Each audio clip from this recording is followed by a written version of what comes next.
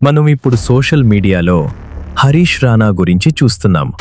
కానీ హరీష్ రాణా కన్నా ముందు ఒక నర్స్ ఒక రాత్రి జరిగిన ఘటన వల్ల 42 సంవత్సరాలు మంచం మీదే జీవించి ఉంది అని ఎంతమందికి తెలుసు?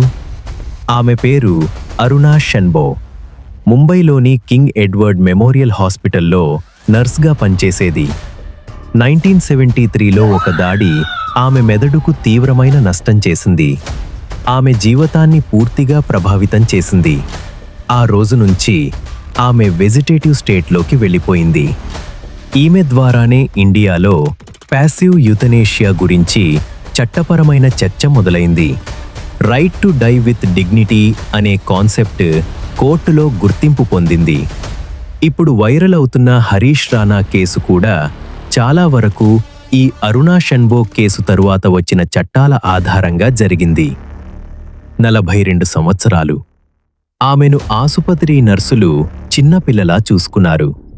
2015లో ఆమె న్యూమోనియాతో చివరి శ్వాస తీసుకుంది. ఒక మహిళ 42 సంవత్సరాలు మంచానికే పరిమితం కావడం అనేది చాలా పెద్ద విషయం.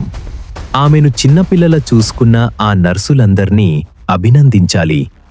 ఆమె కథ భారతదేశ చరిత్రలో ఎప్పటికీ మరిచిపోలేని కథగా మిగిలిపోయింది.